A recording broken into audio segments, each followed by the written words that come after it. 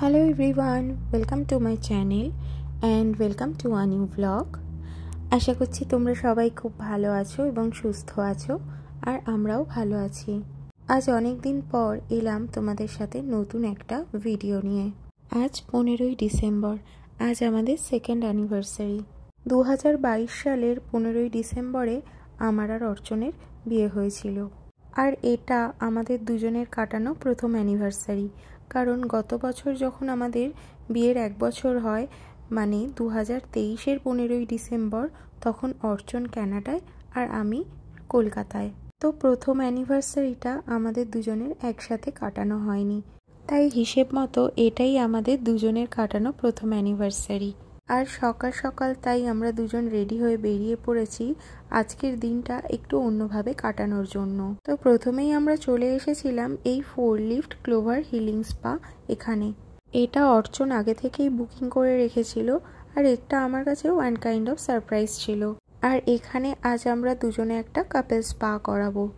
আর এরকম অভিজ্ঞতা আমার সারা জীবনের এই প্রথমে আমার একটু আনকমফোর্টেবল লাগছিল, বাট পরে ব্যাপারটা খুবই স্মুথলি হয়ে গিয়েছিল। আর তারপর ওখান থেকে বেরিয়ে আমরা এসেছিলাম লাঞ্চ করতে এই ব্রিটিশ পাবটায়। আর এরকম কোনো একটা জায়গায় খেতে আসলে অর্চন তো যা কিছুই খেয়ে নিতে পারে, কারণ ও সবই খায়। আমার হয়ে যায় অসুবিধে একটু মেনু চুজ করতে। আর এই পাবটা ছিল একদম ইয়ং স্ট্রিটের ওপরে, এগলিংটন অ্যান্ড ইয়ং স্ট্রিটে। তোমরা দেখতেই পেলে সামনেই এগলিংটন অ্যান্ড ইয়ং স্কোয়ার, এর ঠিক অপোজিটেই এই পাবটা, ডিউক অফ কেন্ট। আর এর ভেতরের অ্যাম্বিয়েন্সটাও কিন্তু খুব সুন্দর আর কোজি ছিল। আমার এই ধরনের অ্যাম্বিয়েন্সে খেতে খুবই ভালো লাগে। আর এখানে দেখলাম একটা আউটডোর প্যাটিও সিস্টেমও রয়েছে, যেটা কিনা উইন্টারের জন্য বন্ধ। সামারে এখানে প্যাটিওয়ে বাইরে বসেও খাওয়া যায়। তো এটা টরন্টোর অনেক রেস্টুরেন্টেই এরকম ব্যবস্থা আছে, কিন্তু উইন্টারে সব প্যাটিও বন্ধ থাকে। তো আমরা প্রথমেই দুটো এরকম ককটেল নিয়েছিলাম, আর তারপরেই চলে আসলো আমাদের খাবার। তো এখান থেকে খেয়ে আমরা চলে গিয়েছিলাম একটা ক্রিসমাস মার্কেটে। এটা বেশ ওই জায়গাটার কাছেই ছিল। আর এখন ক্যানাডাতে 4:30-র মধ্যেই সন্ধে হয়ে যাচ্ছে আর নেমে আসছে এরকম ঘন অন্ধকার।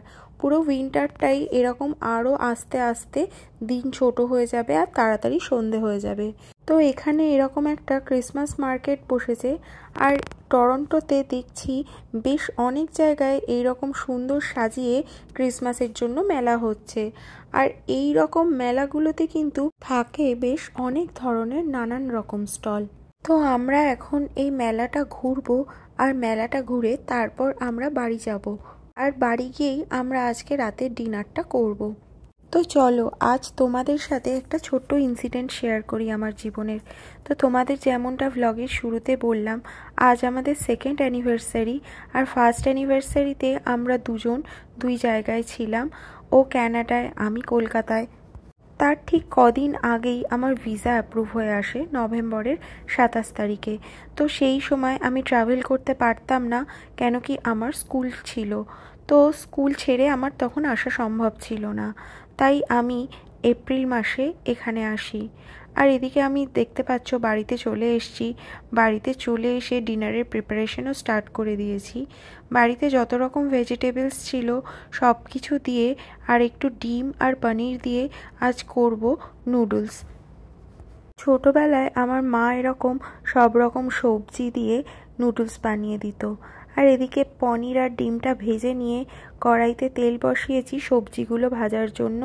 আর এদিকে রাইস নুডলসটা সেদ্ধ করার জন্য জল বসিয়েছি।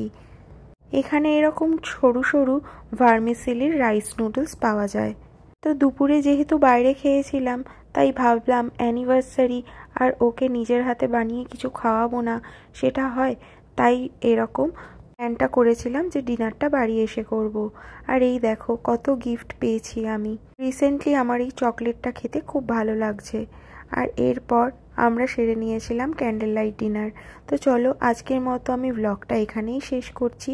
খুব শিগগিরই ফিরবো তোমাদের সাথে নতুন আরেকটা ব্লগ নিয়ে। টিল দেন সবাই খুব ভালো থেকো, সুস্থ থেকো, টাটা।